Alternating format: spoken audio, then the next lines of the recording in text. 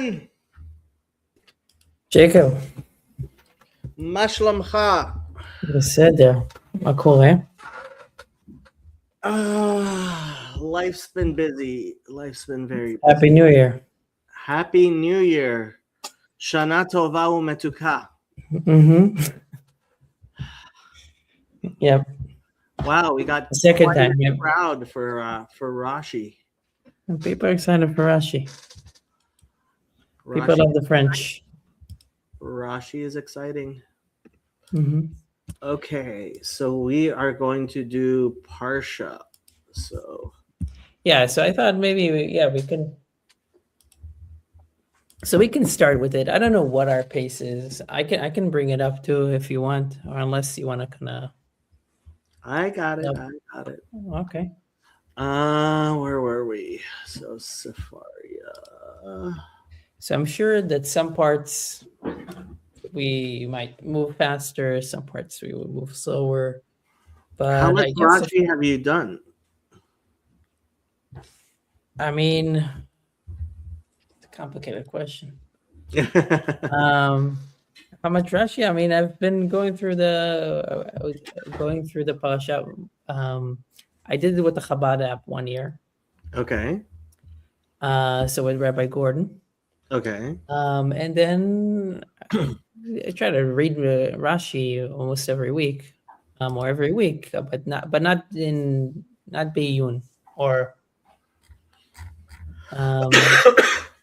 So I'll have to see. I don't know how we're gonna go at it. I thought they had weekly Parsha here somewhere. They do in the bottom. We have calendar. Weekly Torah portion. Veyechi. Oy. So it's and unfortunately, whenever it says Veyechi, it's usually talking about him dying. It's true. We have 2 people dying this week. So really? It's an end of an era. Yeah, Yaakov and Yosef. Toldot Yaakov Yosef. I'm guessing you don't know that book. Toldot Yaakov and Yosef? No, I don't think so. I think it's the Toldot Yaakov Yosef. Let me check before I say something stupid. Yeah, Toldot Yaakov Yosef was the first published Hasidic book in history. Wow. Yep. Who published it? Is it like a compilation? It's like, what is it? So I will read you what Wikipedia says. Is a book written by Rabbi Jacob Joseph Katz of Polona, a prominent disciple of the Baal Shem Tov. It was first published in 1780 in order to strengthen and spread the teachings of Hasidic philosophy. Toldot Yaakov Yosef is edited similarly to a commentary on the Parshas and includes discussions of halacha, although not exclusively Hasidic thought. The book also has a lot of content concerning the teachings of the Baal Shem Tov, contains more than 280 quotations from him, each preceded by the words, "I heard from my teacher." Yeah. Good to know. Yep. And since we don't have much of the teachings of the Baal Shem Tov directly, other than I think it's called Keter Shem Tov, and the Magid of Mizrich, we don't have much direct writings. This is the earliest work of Hasidic. Yeah, it's the first publication. So you wanted to do Rashi's. Okay. I wanted to do Rashi. I wanted to go through the Parasha. I mean, what I find fascinating. They asked me how many times have I learned Rashi. So let's try to think about also how many times have I went through just the cycle, which is not that much because I'm fairly new to it. But let's say 4 years, right? And First of all, I still obviously don't remember each and every week of it, right, or even each and every portion. Mm. Even the big ones, even the ones that are filled with the good stuff, like that you with the juicy narratives.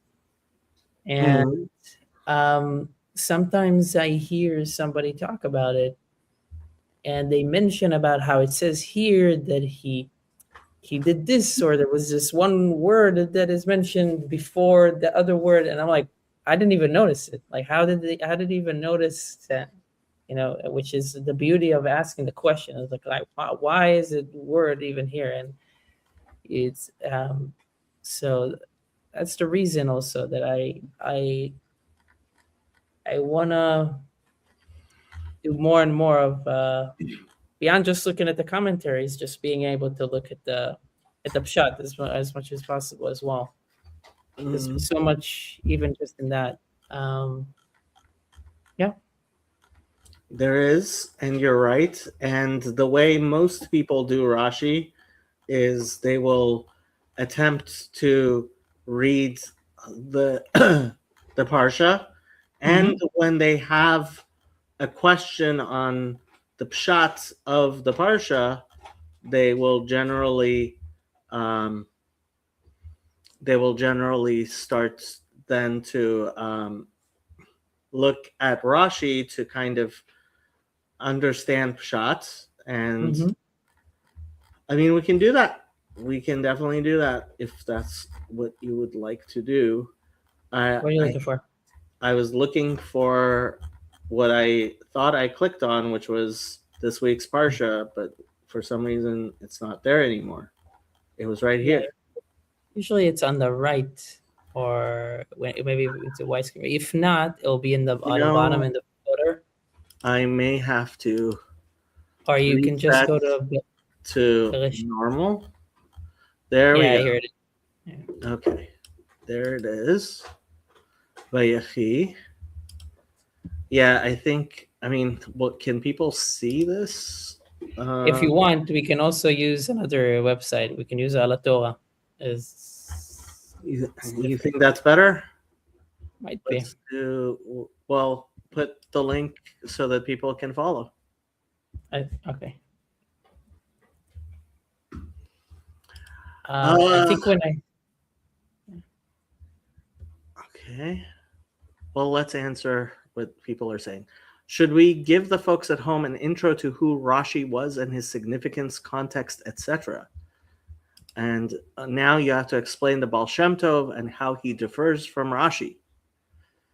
So, would you like to give the people at home an introduction to who Rashi was? I can try. So, Rashi is. I'm joking. I'm sorry. I just had to do that. Go ahead. That was good. Maybe I'll get even the name wrong, but Rashi, his name is Rabbi Shimon Yitzchaki. Yitzchaki, yeah. And he is a Jewish scholar from the 11th century. Yeah. And he is from France. I forget where. I have his wine here. Worms? Okay. Yes. It's on the border of France and Germany. Mm-hmm. And he's known to be one of the most. He's a very unique character because the amount of work and commentary specifically that he published is almost unparalleled, basically, because he. So the commentary that he has on the Torah, he has commentary on the Torah, he has commentary on the Bible, so all the books, and he has commentary on the Talmud. And not only does he have these commentaries, his commentaries are also the ones that people usually start with. So when you go to the Talmud, you have the Mishnah, the Gemara, and then on the side you have Rashi. And the other side you have Tosfot, which are either his students or his his grandchildren. They're referred to as his grandchildren. Yep. And one of his grandchildren is Rabbeinu Tam. And his commentary on the Torah, which we will go into as well, is also one of the ones that people learn as early as from very early on at school as children as well. And it's supposed to be, at least most of it is the pshat, so it will really discuss kind of the meaning of things, or the simple meaning of either the words or the narrative or things. And he collects a lot of information and brings it to you. That's a basic. So that's basic on him. Now, something here for Jacob, if you could, please press the cog icon at the top. Do you see that? Like they're on the red. Yeah, there's like this one. Yeah. Let's do that. Baharu Parshanim. Yeah, so if we want, we can just do Rashi and Siftei Chachamim if we want. Aser Hakol. And Rashi. Where's Rashi? Ani lo ro'eh. There's Gur Aryeh. Rashi. Gur Aryeh is the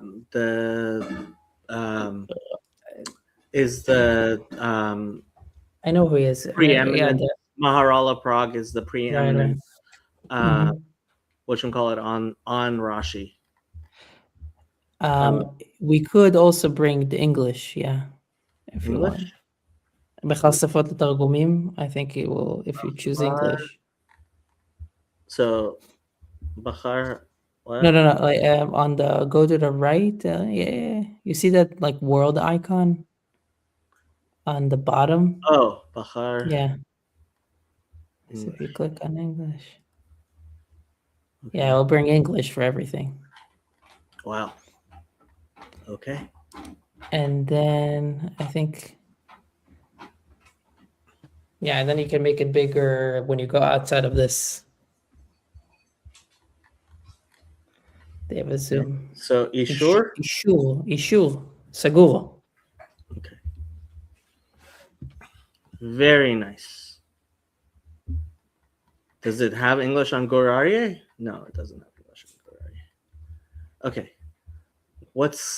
This is the Siftei Chachamim in English? Wow. Okay, yeah. Wow. This is... Yeah, it's pretty good, Lato. It can be a lot, but it's pretty good. Okay. And not only that, we can also listen to the Torah, to the...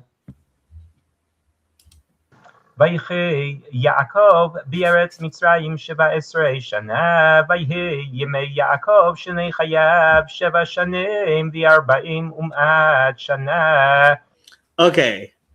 It's Ashkenazis except for the Safs. Interesting. So Israeli. So damn Israeli. Really? Okay, interesting. I don't know actually who's responsible for this website. Israelis, God have mercy on their souls. Okay.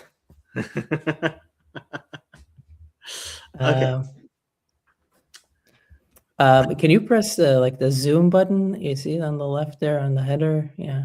Yeah.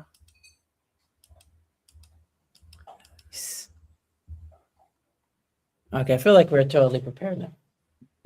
Should I make it bigger? I'm good. I don't know. Maybe you're good. Yeah. If Ben is good, Ben Tov Hakol Tov. Yeah. Okay. So before we move on, Nachmanides, his commentary on the Torah is actually a commentary on Rashi, and so and Chumash Rashi, which means the Torah with Rashi, is basically what a 5-year-old is supposed to start learning. Obviously, most Jewish 5-year-olds aren't learning Chumash Rashi, but in Haredi schools, the 5-year-olds are learning Chumash Rashi. Mhm. Yeah. Okay. So what are we doing?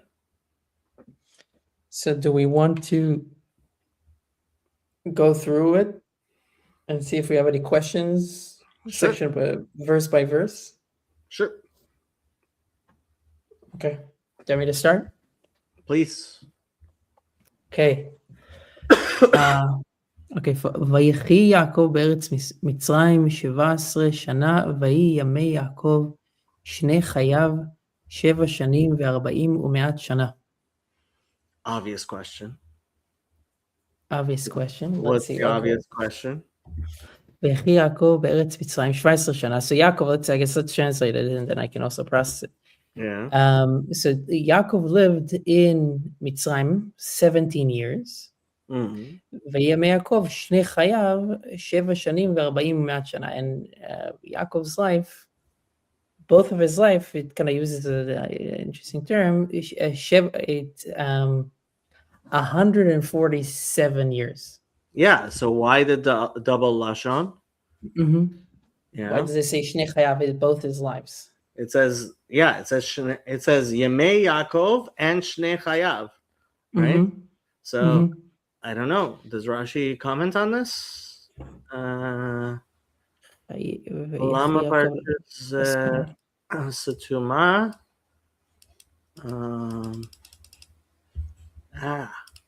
What did I hit? Okay, there we go. I don't think Rashi says anything. So he's. So the question is, why does it repeat it? Why does it tell us his life and his years? Could have either said his life is 174, or his years are 147. Sorry. Okay, yeah. I don't remember exactly. Yeah, Rashi doesn't seem to comment on the double lashon. Okay. No. Okay. Unless you want to mention it quickly, we can continue. I don't know the answer. I mean, it seemed like an obvious question, and frankly, like this is one of the places where, like, I expect the Mefarshim to ask why he doesn't ask, but that would require research and looking at why he's not asking. Okay. Right. I guess. Yeah. If we do that, we go beyond Rashi. So I don't know. That would take us a long time. Yes. Okay. ויקרבו ימי ישראל למות.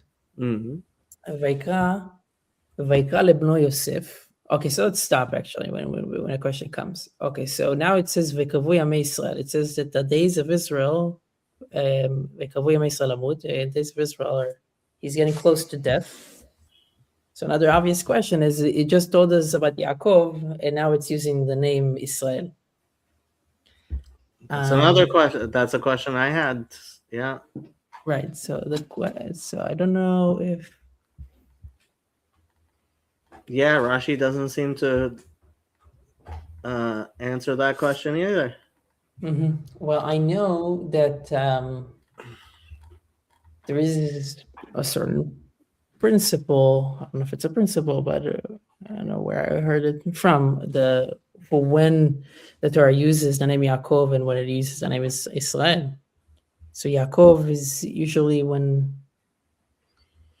it's something where he's either like something that's less positive about his life, so to speak. Yaakov is Bechinat Laila and Israel is Bechinat Yom. That's a good concise way to put it, I guess. Right. Okay. So Yaakov, what you said is Yaakov is the aspect of night. Yeah. And Israel is the aspect of day. So every time so again, when he's triumphant, he's called Israel. He's called Israel, and when he's less so, it's called Yaakov. It mentions Yaakov. וקיימו ישראל למות. So now when it tells us that he's going to die, it uses his sled. Interesting. Rashi does say, כל מי שנאמרה בו קרבה למוות, לא הגיע לימי אבותיו. Yeah. Doesn't So when it answer our says question. yeah, so he's basically saying that he's getting close to dying because his dying was closer than his ancestors. Okay. Okay, let's continue. And stop me also if there's anything. ויקרא לבנו ליוסף, ויאמר לו, אם נא מצאתי חן בעיניך. Which is always a unique term. So he tells his son Yosef, he calls his son Yosef, and he tells him, if I find grace in your eyes, שים נא ידך תחת ירכי, put your hand under my thigh, ועשית עמדי חסד ואמת, אל נא תקברני במצרים. And you did with me kindness and truth. Please do not bury me in Egypt. So the Va'asita is it's not used in modern Hebrew. In biblical Hebrew, this is the Vav HaMehapechet. So it's called the continuous in the past tense and something else in the future. Anyway, so putting a vav at the beginning of either a imperfect or a perfect verb, right? So asita is perfect, which means past tense. Ve'asita is mehapech, so it basically becomes ta'aseh, right? So do, right? So it's, but usually it's with a twist. Either there's you should, or you would, or please, or something like that, right? So it's kind of like the subjunctive. Interesting. Yeah. So the modern Hebrew doesn't have that, but in biblical Hebrew, sometimes when you have a verb start with a vav, you actually have to, in translation, you have to flip from the past tense to the future. Yeah. So here you don't need to flip. Yeah. Okay. Interesting. It's interesting because I don't really know what you just, I didn't know what you just explained, but I read it as the future, obviously, because that's the way it makes sense. Yeah. And put your hand under my thigh is obviously a euphemism for putting his hand on the only thing that existed at the time, which was which had kedusha, which was brit milah, which was the only mitzvah that they had been given. So there was no tefillin, there was no sefer Torah. So they would swear by the sign of the circumcision. Yeah, interesting. You know what? I need a pen because I come up with questions and then I need to write them. But now I'm very curious because I'm pretty sure that I'm not pretty sure, but I think that Avraham also, there's a place where he tells, maybe his servant, Eliezer, Eliezer to swear to do the same thing. So I'm curious if this was just a practice in those days that people. Yosef would know better than I do. Okay. And one of the most famous Rashis in the entire Torah, V'asita imadi chesed ve'emet, chesed she'osim im hametim hu chesed shel emet שאינו מצפה לתשלום גמול. Want to translate that? I can try. So chesed ve'emet. So according to Jacob just now, this is a very famous Rashi. I didn't know it was famous. Chesed, so kindness. So Rashi on chesed ve'emet, on kindness and truth, he says, kindness that you do with the dead is a true kindness because you do not expect any reward. Meaning that Yosef taking Yaakov, his father, and bearing him, like he said, he doesn't. Once Yaakov passes away, Joseph doesn't have to do it. Right? Nobody's, Yaakov is not there anymore to hold the deal. Right? So Yosef doing that, it will be a true kindness. Mm-hmm. Interesting. Yep. That's a nice one. Okay. Okay.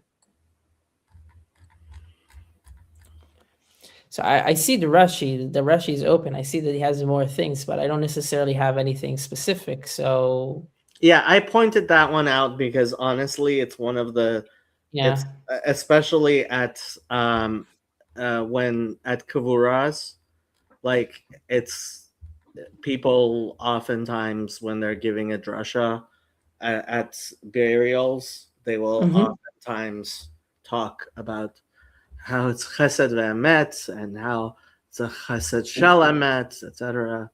And if they know, they will say, as Rashi says, or sometimes it depends on the crowd. I mean, if the crowd knows Rashi, most people will say, as Rashi says. But yeah. Okay. ושכבתי עם אבותיי ונשאתני ממצרים וקברתני בקבורתם ויאמר אנוכי אעשה כדבריך. So he says, continues and says, and I will lay down with my forefathers and you will bring me up from Mitzrayim, from Egypt, and you will bury me in their tombs. And Yosef said, I will do as you say. Yeah. Okay, so I have a question. Yeah. Here, if I'm thinking about it. So the sentence starts here, "Shechavti im avotai," and I will lay down with my forefathers. And then it says, "V'nasateni mitzrayim," and then it goes back and tells him, "You will bring me from Egypt," which seems to go back into the past. Like if you say that you're gonna lay down with your forefathers, obviously he would carry you from Egypt, so that I would assume that will come first. Nasateni mitzrayim, shechavti b'avotai, and then and v'kavartani b'kvuratam. Right. So Rashi is actually, so that is the question you asked that Rashi seems to be answering. Yeah. So if you want to read the Rashis. Yeah, shechavti im avotai, and I lay down with my forefathers, my fathers. So Rashi says, I'll read this in Hebrew first, Vav ze mechubar lemala letchilat mikra. שים ידך תחת ירכי וישבע לי, ואני סופי לשכב עם אבותיי, ותישאני ממצרים. So he's saying that the reason it mentions the Shachavti im Avotai is because it's related to the previous pasuk. Right, so it's the end of the clause. Right. Or but then it continues. Interesting. I was almost thinking a thought came into my mind that what it's saying is that it's telling him, you will bury me with my fathers, and you will carry me from Egypt, but you will bury me in Kvurotam. Is the graves? The graves are not the graves of the fathers; they're the graves of the Egyptians, Because at the end, well, actually at the end, well, no, I think he No, it says, embalms Yaakov. "V'nasati miMitzrayim," you shall take me out of Egypt, Yeah. and then bury me. Mm-hmm. Right? Oh, So right. it He doesn't burial bury in- him. It's true. It doesn't bury him. Yeah, I'm getting confused because at the end of the parasha, Yosef is the one that's buried. He's embalmed, Yes, actually. and yeah, so taking Yosef's bones out of Egypt. I mean, Kabbalistically, right? So here, let's wax Kabbalistic because it's the beginning of the year. Where's my beautiful thing? So, Yaakov is the embodiment of Tiferet. and Yosef is the embodiment of I actually don't know. Yesod.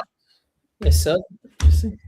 And Moshe and Aharon, right, who are the two people who take Yosef out of Egypt and take him back to Eretz Israel, right?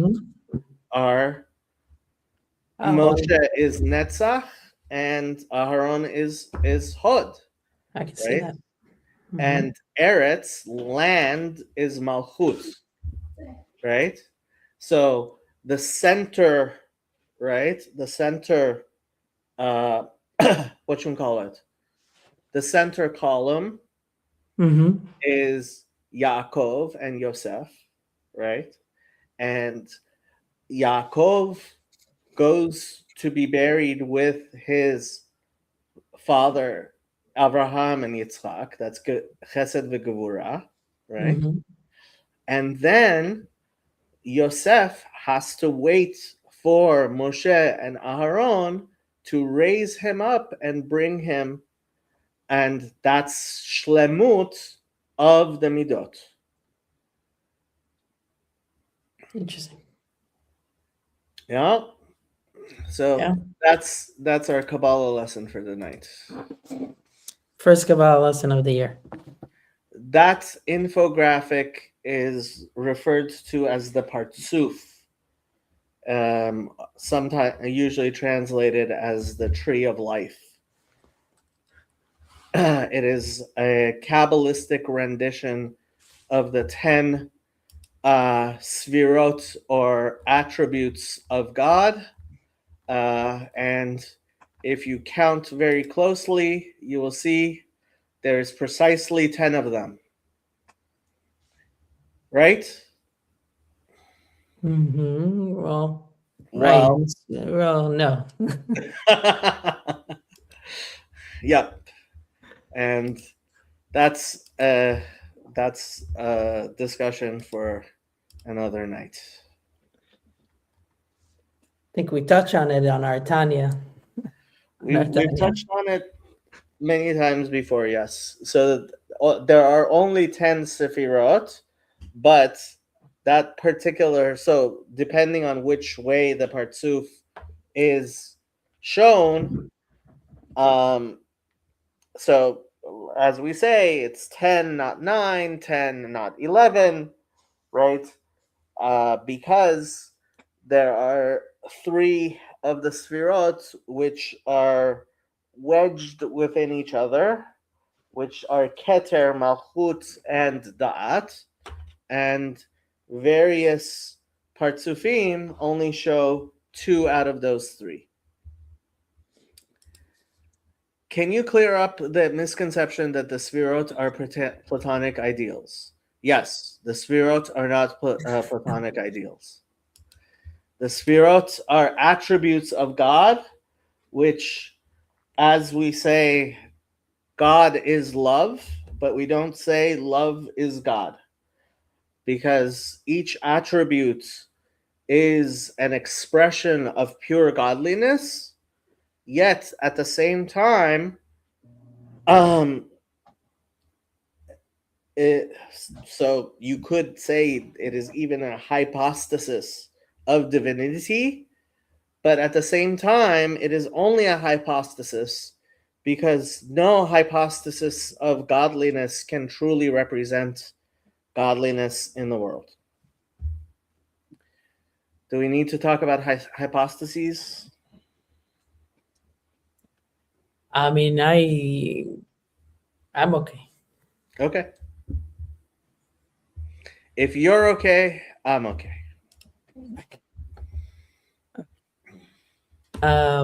Shall we? I think Yep. Shadow is ready. Shadow's definitely ready to continue. Yes. Okay. ויאמר ישבעה לי. So they do you the favor of doing the bold shva naz. So a shva nach is not bold, and a shva na is bold. So that's ishavea. ישבעה. Okay. וישבע לו.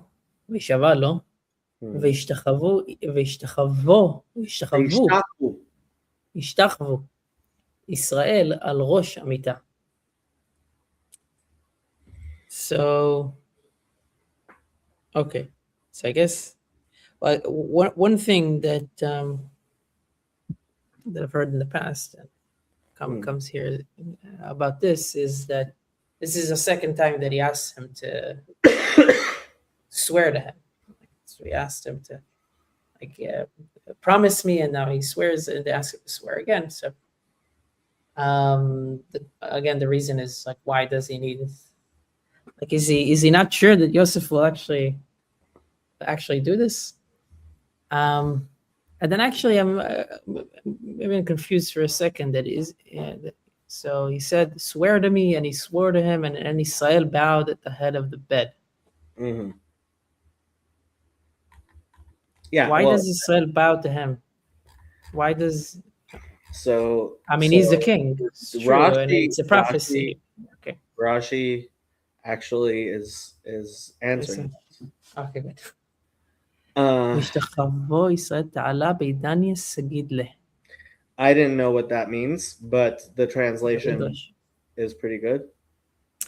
So there's a proverb that says, though the lion is king, when the fox has his time, bow to him. Right. This is from the Talmud, Megillah. So he's acknowledging that in this regard, Yosef is, it is his, Mitzrayim is Yosef's place more so than Yaakov's. Right. So, and this is also the fulfillment of the prophecy at the beginning of the Joseph story. He says that his father, amongst others, will bow to him. So, and actually, another very interesting question here.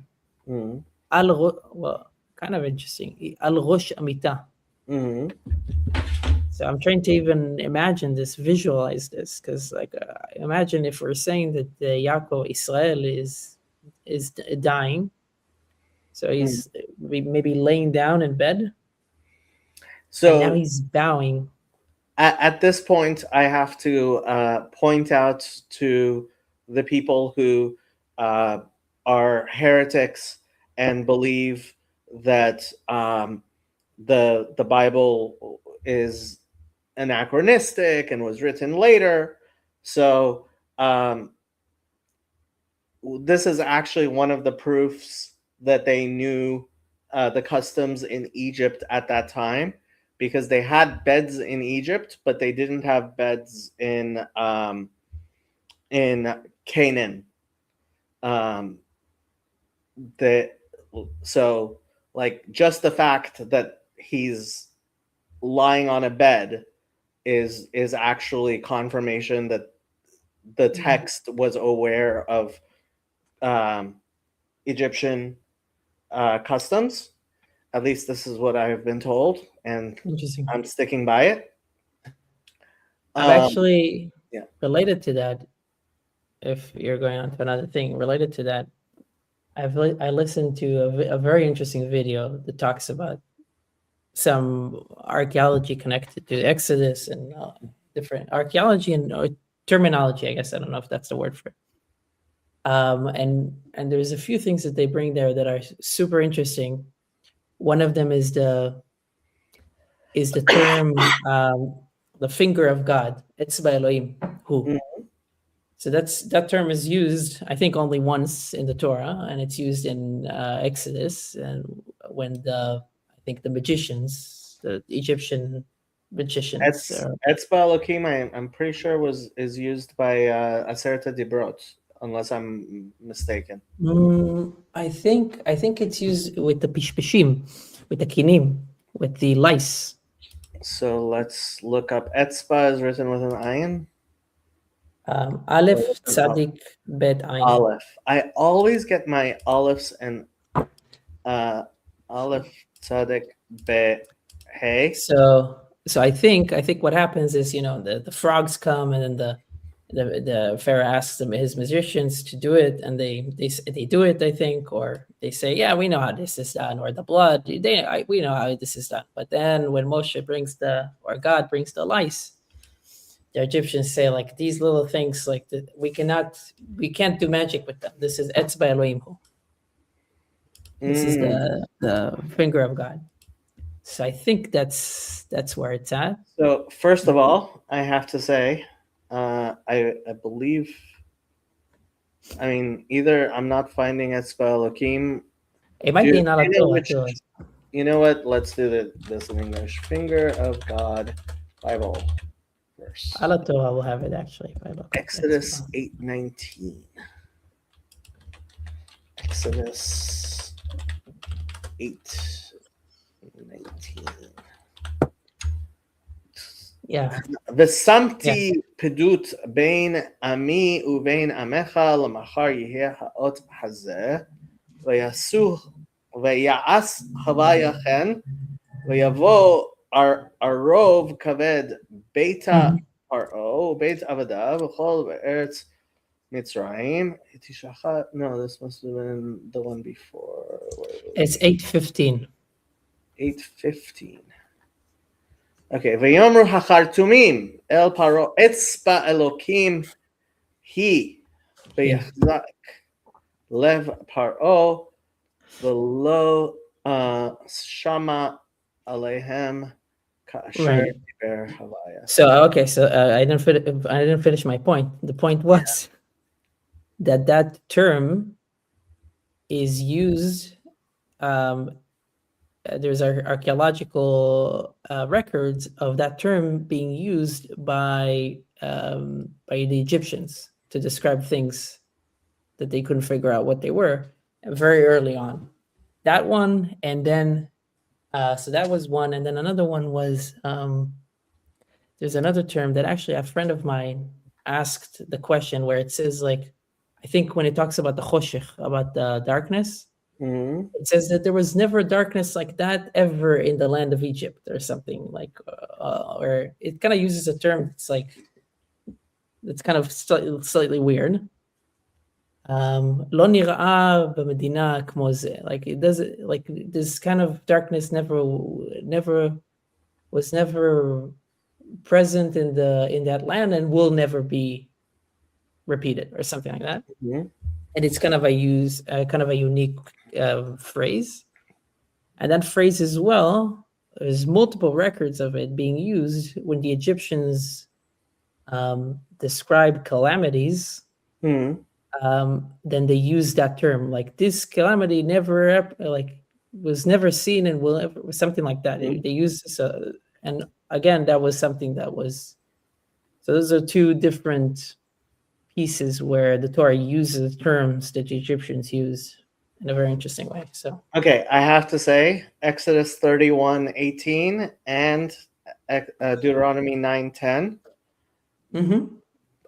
which are both talking about the Aseret Divrot, say ketuvim be'etzba.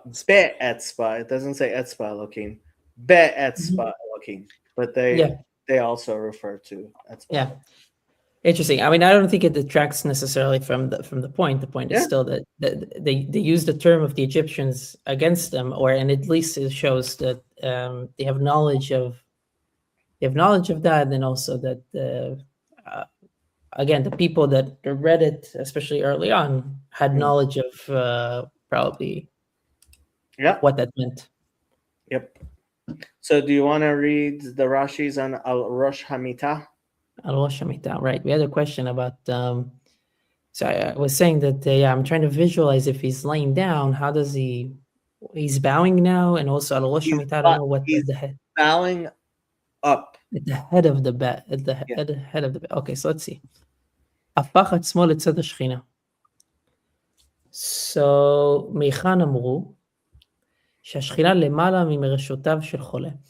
So it says that Rashi says that Israel turned himself to the side of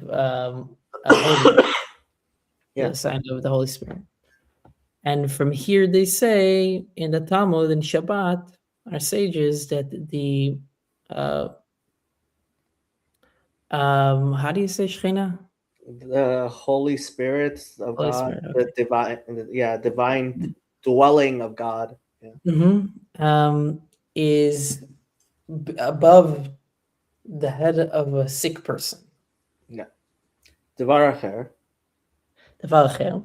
So another interpretation of this. Al Rosh Hamitah, the head of the bed. Al Shaita mitato shlema ve'en barasha. It talks about how his bed is complete. En baresha. En barasha. En baresha. Resha. And there is no wickedness in it. Shara Yosef Melechu. Because Yosef is a king. ועוד שנשבע לבין הגויים, והרי הוא עומד בצדקו. So he's I think he's interpreting Rosh Hamitah as referring to Yosef. Right? So the person who is at the head of the bed, meaning Yosef, who's like a king. And interesting. It's showing that that even though his child, because all of his children, unlike his forefathers, all of his children were Zera Kasher.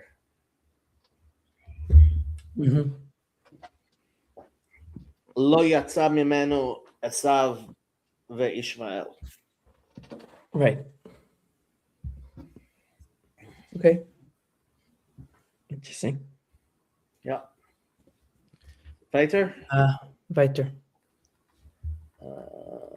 So obviously we will not be able to finish the entire parasha. So yeah. Hatzag mefarshim nosafim. Maybe Perek Haba. Yeah. Leperek Haba. I guess that's the end of the Perek. I guess we're going to Perek Haba. Okay. אוקיי, ויהי אחרי הדברים האלה, ויאמר ליוסף. So after these things, he said to Yosef, הנה אביך חולה, ויקח את שני בניו עמו, את מנשה ואת אפרים. So after these things, he said to Yosef, Israel said to Yosef, behold, your father is sick. So Yosef took his two sons with him, Menashe and Ephraim. Okay, I don't know if I have questions. Later.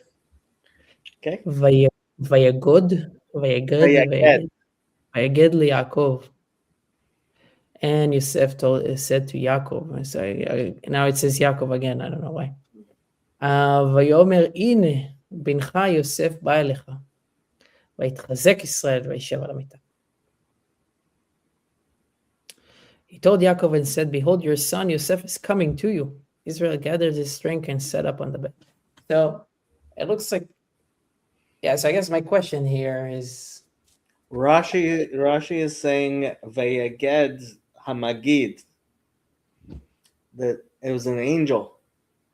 Okay, that's kind of refers to my question, because it's like Yosef talks to himself in the third person, or wouldn't you, another question is like, I thought Yosef was already there, but maybe it's like another scene, because now he's bringing his sons, so it's maybe a little later in the afternoon or something. But yeah, okay, that's interesting. So לא פירש מי והרבה יש מקרות I קצרי mean, לשון. it's really, it could be read Vayugad, but the Masorah is Vayaged. God, Vayugad. It might be that it is Vayugad. Well, no, the Masorah is Vayaged, but Vayugad would make sense. Right. Okay. We are Masorti Jews. Which means many different things. Many different things, yes. Um, So just to clarify for anybody who's paying attention, the consonantal text could be read, was told to Jacob, but the Masoretic text, meaning the traditional Jewish vocalization and how it is read in synagogue, is and he told, but it doesn't say who told. mhm.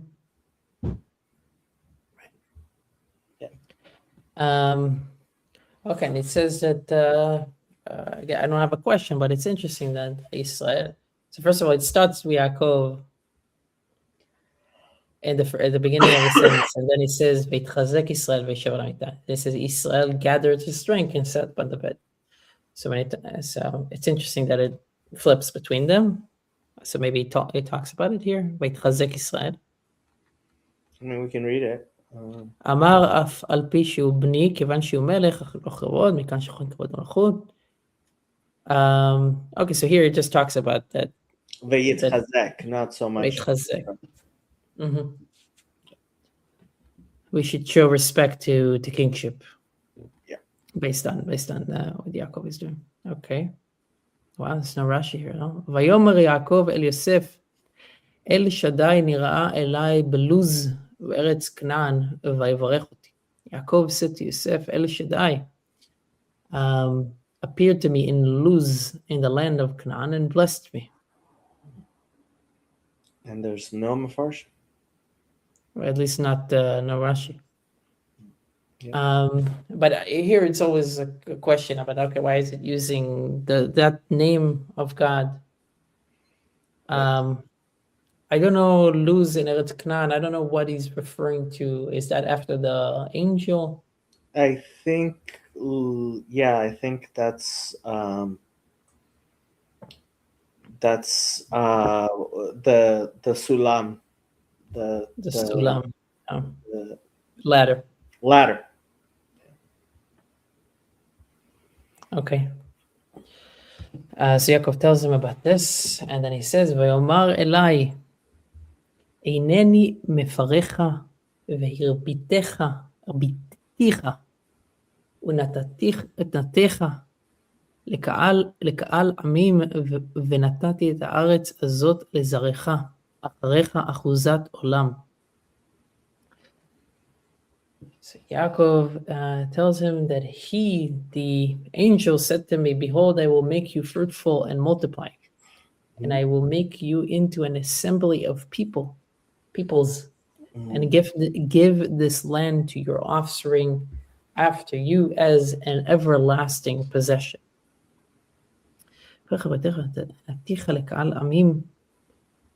ונתתי את הארץ לזרעך אחריך אחוזת עולם.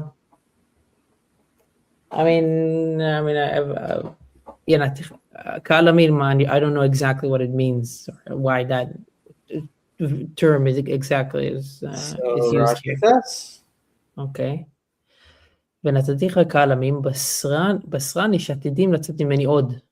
So he's telling him here, according to Rashi, that the angels, news. These are good news, right? The angel is telling Yaakov, you're going to have more offspring. There will come Ka'al ve'amim, which is two terms for peoples. She'amar lo goy ve'ka'al goyim. Goy amar lo al Binyamin. So one of the terms goy is, which means nation, is referring to Binyamin. Ka'al goyim, the other term, הרי שניים לבד מבנימין, ושוב לא נולד לי בן. לימדני שעתיד באחד בשבטי להיחלק, ואתה אותה מתנה נותן לך. So Ka'al goyim probably is referring to Ephraim and Menashe. Right? If it's a shtaim, להיחלק, or maybe it's talking about right. So when you have the counting of the shvatim, right? So you since Levi doesn't get counted, then Yosef gets counted into two, Menashe and Ephraim. Yeah.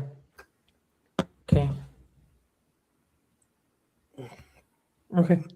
Yeah, I don't know why he's focusing. I mean, I guess because he's speaking to Yosef. Yeah.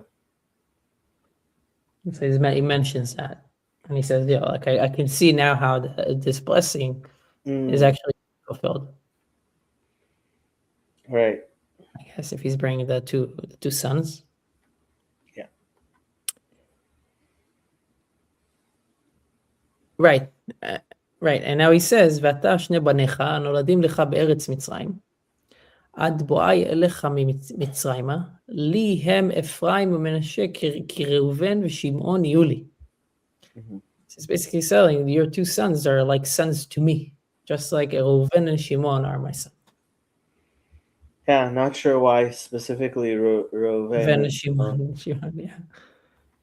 Although the funny thing is, in Hebrew, when you want to say Tom, Dick, and Harry, you say Reuven and Shimon. Mm-hmm. Yeah. Right. It doesn't say here. It doesn't have any. ומולדתך אשר הולדת אחריהם לך יהיו על שם אחיהם יקראו בנחלתם. Okay, let's read that. But your progeny, מולדתך, whom you fathered,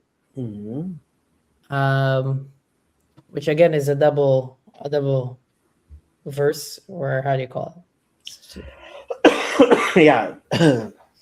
Yeah. It's used like it says the same thing twice, sort of. It repeats itself. Yeah. After them will be yours. They will be called by their brothers' names in their inheritance. Yeah. So they will be part of the other shvatim, other tribes. I thought the better translation of goy was people group, as a nation is a bit anachronistic the way we use it now. Yeah. Yeah. I mean, translating to English is like taking a picture of the ocean. You can't go swimming in a picture of the ocean. We say the nation of Israel. I mean, I don't refer to the nation, the current nation of Israel, but in Am and Medina in Hebrew, or at least in modern Hebrew, you have Medina for like a nation state. Yeah, Medina in biblical Hebrew is a city. Right. And today it's really more like a nation state. But Am is more closer to what you're saying. It's like it's a people's group. It's an Am.